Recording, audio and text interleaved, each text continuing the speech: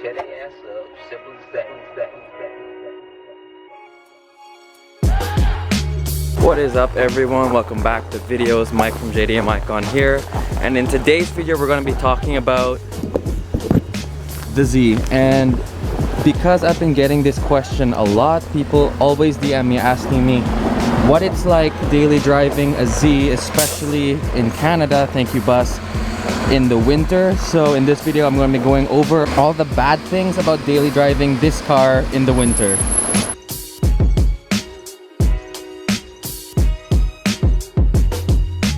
I don't know why, but every single time I start filming, a bus or a loud car always drives by. I have no idea why, and it's only when I'm filming. So let's just see if this car starts. Oh my god, she starts. It's minus 20, she just made it.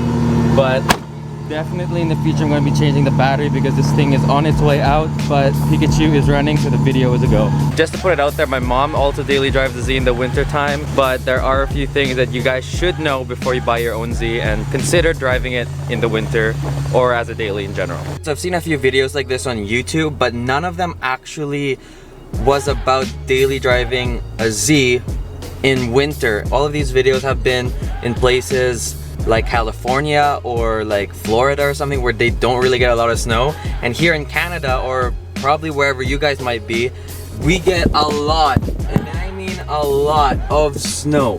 Like, it may not be a lot right now, but come like maybe February, March, we usually get a lot more snow. So I want to make this video for all you guys that want a Z and may be considering driving their Z as their only car during the Canadian winter or wherever you guys are. So let's go ahead and get to it. So one thing you want to consider before you buy a 350Z is the blind spots. Now this car is super fun to drive, and it drifts really well. It's a platform that you can do almost anything to, whether you want to stance a car, race a car, drift a car, or just take it to car meets and just have a street car. The blind spots in the 370Z and the 350Z are complete and utter trash.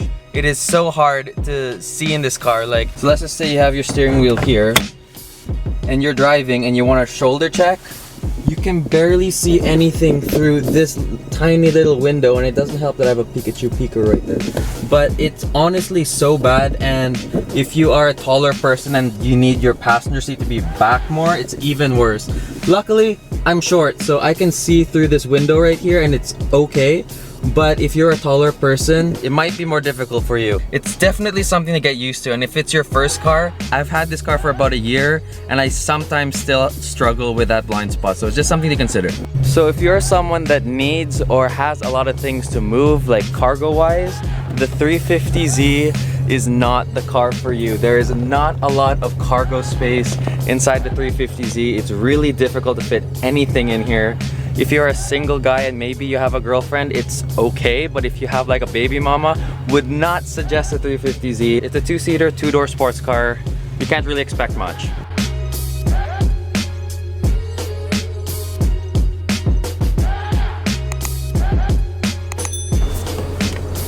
Oh my god, it's really cold. It's like minus 18 right now. Oh my god, it is freezing. I should have probably wore a thicker jacket. So now that we have some of that stuff out of the way, let's go ahead and take the Z for a spin. And I'm not sure if you can hear that, but if you're looking for a quiet daily, the Z isn't exactly the most quiet car out there. It has nothing to do with the exhaust. The Z itself is a pretty loud car. What I mean by that is just daily driving the car, you can hear all like the stones. There is so much road noise coming from this car. Just driving the Z around every day, you can hear all like the sand that's on the ground. When you go over a puddle, you can hear that.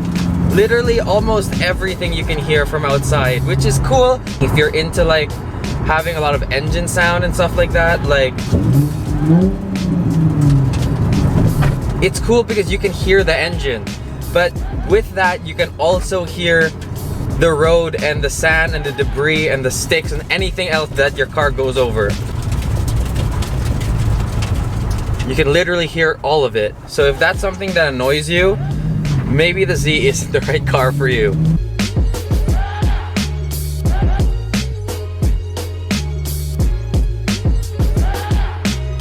So I've had this car for about a year now. Overall, driving it during the summer every day and during the winter every day, it's not too bad.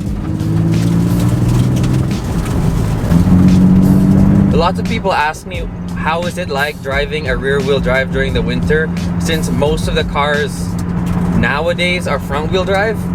And honestly, it's not that bad. I would highly recommend you guys look into how to drive a rear-wheel drive and actually not just drift it per se, but get used to the rear end kicking out, because it always happens because it's a rear-wheel drive. If you are driving through thick snow, you will notice that you're gonna have to play with turning on and off the traction control depending on how comfortable you are with the car. If you're new to the chassis and new to driving rear-wheel drive, I would highly recommend it on, although I feel like I have more control with it off, if that makes sense. Given all the fun you can have with this car, it can be also really dangerous. If you're not the most experienced driver out there, or if you don't have the balls per se to drive a car like this during the winter, I wouldn't recommend it, because it has given me it's definitely scared me a lot when I first got it. Just an FYI.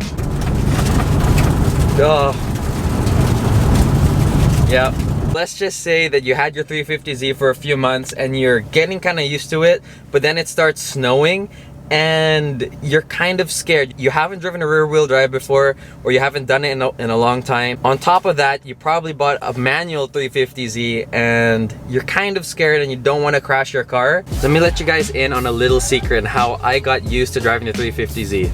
You have to find a place kind of like this, where it's all open. All of this is open, there's no one around, and then you slide the car. I'm not telling you guys to go ruin your car and drift it, but I personally believe when you want to drive a car like this, you have to know what's going on. The best way to practice being out of control is to put yourself in an out of control position. Learn how to control the car the way it is, bone stock. Just go out and practice sliding. The best way to do it, to get used to the car, is actually go and drive it. So I would just highly recommend just sliding the car just like this, having fun with it. Basically what I'm trying to say is, if you lose control by accident or not on purpose, you'll know how to control it fairly easily and you won't have any issues.